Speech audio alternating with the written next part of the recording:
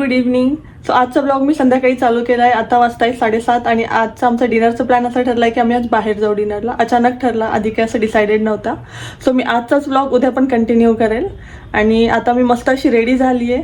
But Prisha तिच्या दादीसोबत खाली गार्डनमध्ये खेळण्यासाठी गेली. मग एकदा का ती आली, सगळे रेडी झाले की मग आम्ही डिनरसाठी जाऊ. आजचा ब्लॉग शेवटपर्यंत नक्की बघा आणि आवडला तर लाईक, शेअर आणि माझ्या चॅनलला सबस्क्राईब नक्की करा. आणि मग प्रिशा प्ले एरियामधनं आल्यावर सगळे रेडी झाले आणि रेस्टॉरंट नियर बाय असल्यामुळे आम्ही थोडंसं लेटच निघालेलो, कारण की ट्रॅफिकचं काही टेन्शन नव्हतं. आणि मग नंतर घरी आल्यावर लक्षात आलं की मम्मींच्या मेडिसिन्स पण घेऊन यायच्या होत्या येताना, पण आम्ही विसरलेलो. सो नंतर मग मी आणि राहुल 2 व्हीलरवरच गेलेलो मेडिसिन्स आणण्यासाठी. Hello all, good morning. So कालचा ब्लॉग मी आज कंटिन्यू करते आणि आता वाजले सकाळचे 10. सो आज मी सकाळी स्टार बाजारला जाऊन आले, कारण की व्हेजिटेबल्स आमचे सगळे संपले होते. सो प्रिशा आणि राहुल जेव्हा झोपले होते तेव्हाच मी जाऊन आले. सकाळी घरी आज लवकर गेले होते, सकाळीच अराऊंड 7:30लाच. आता आमचा ब्रेकफास्ट झाला आहे. मी आता सगळे व्हेजिटेबल्स लवकर क्लीन करून फ्रीजमध्ये ठेवून देते. आणि हो, फ्रीज पण मी कालच क्लीन करून ठेवून दिलेलं होतं, कारण की ते असं रिकामं झालं होतं. मग थोडासा क्लीन पण करून घेतलं. आणि सामान थोडं जास्तच झालेलं, कारण की त्यामध्ये ग्रोसरी आयटम्स पण होते काही. आणि जे पण काही व्हेजिटेबल्स आहे मी ते असे पाण्यामध्ये, मिठाच्या पाण्यामध्ये वॉश करून ठेवत असते. ते काही वेळा असं भिजवून ठेवते, ॲटलिस्ट 15 ते 20 मिनिट. आणि त्याच्यानंतर मग ते एक नॉर्मल पाण्यामध्ये अजून 5-10 मिनिटं भिजवून ठेवते आणि वॉश करते, पुसून घेते चांगलं आणि मगच फ्रीजमध्ये स्टोअर करते. आता जोपर्यंत मी भेंडी मिठाच्या पाण्यामध्ये भिजवून ठेवली आहे तोपर्यंत मी बाकीचे जे व्हेजिटेबल्स आहे ज्यांना पाण्यामध्ये वॉश करायची गरज नाही आहे, तर ते जसे की ब्रोकोली वगैरे जेव्हा यूज करायचं असेल तेव्हाच वॉश करून घेईल, असे व्हेजिटेबल्स मी अरेंज करून ठेवते. आणि हो, जेव्हा पण मी व्हेजिटेबल्स फ्रीजमध्ये स्टोअर करते तेव्हा असे झिपलॉक बॅग्स जे असतात त्याच्यामध्ये स्टोअर करते. याच्याने काय होतं ना, लवकर त्यांना पाणी सुटत नाही, एअरटाईट असतात त्याच्यामुळे. आणि मेन म्हणजे स्पेस कमी लागतो. जर आपण कंटेनर्स वगैरे त्याच्यात ठेवले तर स्पेस थोडं जास्त लागतं. पण याच्यामध्ये कसं तर मी एवढं याला असं रॅप करून असं ठेवून देऊ शकते, त्याच्यामुळे मी असे पॉलिथिनच प्रेफर करते. आणि हे वॉशेबल आहे. सो मी यूज झाला की म्हणजे आता याच्यातले व्हेजिटेबल संपले की मी एकदा पाण्यातनं काढून त्यांना बाहेर वाळवते उन्हामध्ये आणि मग पुन्हा रियूज करते. अशा माझ्याकडे भरपूर आहे, 2-3 साईजच्या मागवले मी, स्मॉल, मीडियम, लार्ज अशा. तर जशी क्वांटिटी त्या हिशोबाने मी यूज करत असते. नाही, पिझ्झा नाही बनवला. आणि ही प्रिशा आली आहे आता. प्रिशाचा ब्रेकफास्ट चालू आहे, त्याच्यामुळे तुम्हाला थोडासा आवाज येत असेल की टीव्हीवरती गाणे बघते आणि ब्रेकफास्ट करते. मम्मा आता सगळे व्हेजिटेबल्स फ्रीजमध्ये ठेवते वॉश करून, ठीक आहे? ओके. हाय बोल. Hi, good morning. Good morning.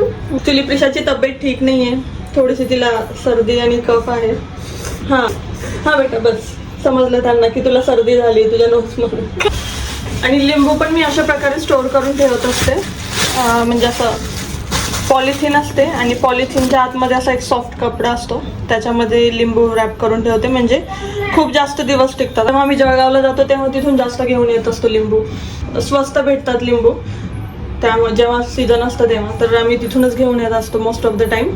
नाहीतर मग इथूनच घेते, इथं जेव्हा मला रेट रिजनेबल वाटतात तेव्हा इथून घेऊन येते. आणि आज स्टार बाजारमधून लिंबू घेऊन आलेले, कारण की घरात लिंबू संपलेले होते आणि जास्त दिवस ते फ्रेश राहावे म्हणून मी त्यांना इथेच असं स्टोअर करून ठेवते.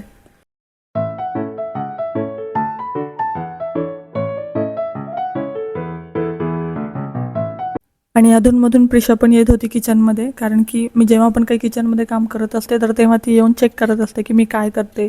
तिला जर माहिती नसेल तर ती मला विचारते की मम्मा तू काय करते. मग ती म्हणते मी पण हेल्प करते तुला. तर मग आता इथे पण ती तेच करते, जसं की मी तिला सांगितलं की मी भाज्या वॉश करून ठेवते, मग ती पण तसंच प्रिटेंड करते की काहीतरी भाज्या चिरून ठेवते किंवा बनवते भाजी, असं काहीतरी करते. मोस्ट ऑफ द टाईम मी असं ट्राय करत असते की प्रिशाला काही ना काही ॲक्टिव्हिटीजमध्ये बिझी ठेवण्यासाठी. आणि जेव्हा मी असं काही काम करत असते किचनमध्ये आणि ती जर आली तर मी तिला नेहमी तिथे इन्व्हॉल्व करून घेत असते. कधी तिला रेस्ट्रिक्ट करत नाही, फक्त मेक शुअर करते की तिला काही त्रास न हो. आणि इथे किचनमध्ये लुडबुड करण्यासोबतच प्रिशाचं डाळिंब खाणं चालू होतं हॉलमध्ये. सो त्यामुळे तिच्या दातांचा कलर थोडासा असा वेगळा दिसतो इथे.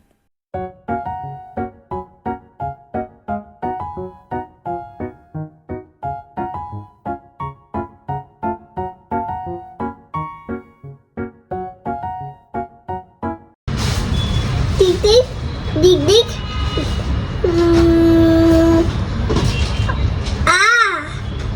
आणि काही ग्रोसरी आयटम्स पण घेऊन आलेली मी आज. मागे एका ब्लॉगमध्ये दाखवलेलं मी की हे कंटेनर्स परचेस केले होते ऑफलाईन.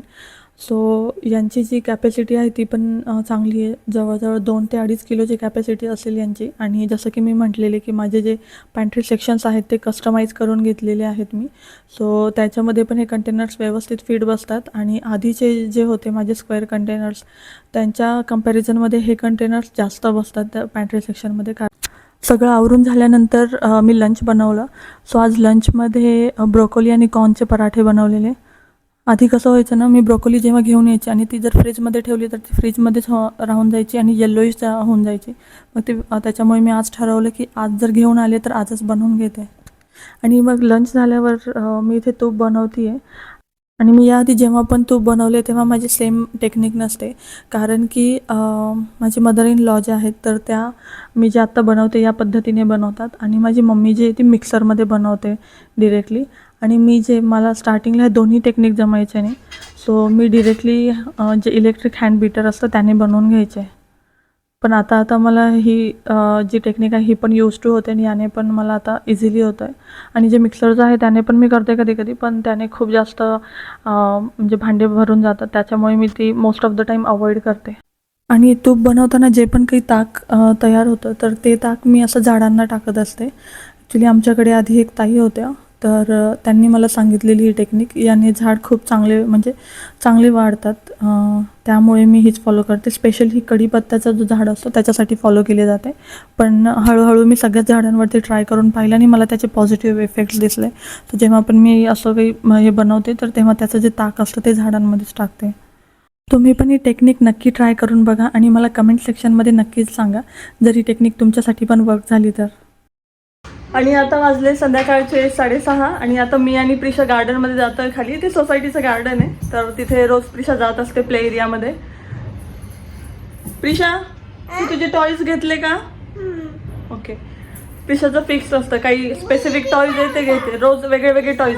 हां प्रिशाला आपण बघू द्या.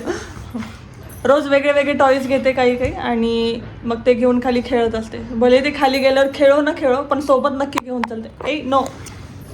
जेव्हा पण मी लिपस्टिक किंवा लिप केअर लावत असते तर तेव्हा प्रिशाचा एकच प्रश्न असतो की तू लिप केअर किंवा लिपस्टिक का लावली आहे. मग ती असं करते की तिच्या हाताने मी लावलेली लिपस्टिक किंवा लिप केअर पुसून टाकते आणि स्वतःला लावत असते. तो आत्ता पण तिचं तेच चालू आहे की तू का लावलं आहे. तू लावले तर मग ते पुसून मी लावणार. आता प्रिशाने लावली. मम्माची काढून प्रिशाने लावून घेतली. Wow, very nice.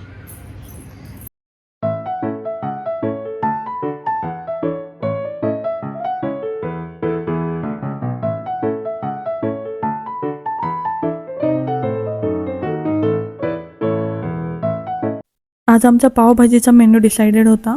सो गार्डनमध्ये जाण्याच्या आधीच मी सगळ्या भाज्या शिजवून ठेवलेल्या, सगळी चॉपिंग पण करून ठेवलेली. म्हणजे गार्डनमधनं आल्यावर डिरेक्टली पावभाजी लवकरात लवकर बनेल. आणि पावभाजीसुद्धा रेडी झाली आहे. आता मी मस्त पाव गरम करते आणि मग आम्ही पावभाजी एन्जॉय करू. आजचा ब्लॉग मी इथेच एंड करते. तुम्हाला आजचा ब्लॉग कसा वाटला मला कमेंट सेक्शनमध्ये नक्की सांगा. आवडला असेल तर लाईक करा आणि चॅनलला अजून सबस्क्राईब केलं नसेल तर चॅनलला सबस्क्राईब नक्की करा. भेटूया पुढे अशाच एका छानशा ब्लॉगमध्ये. तोपर्यंत बाय.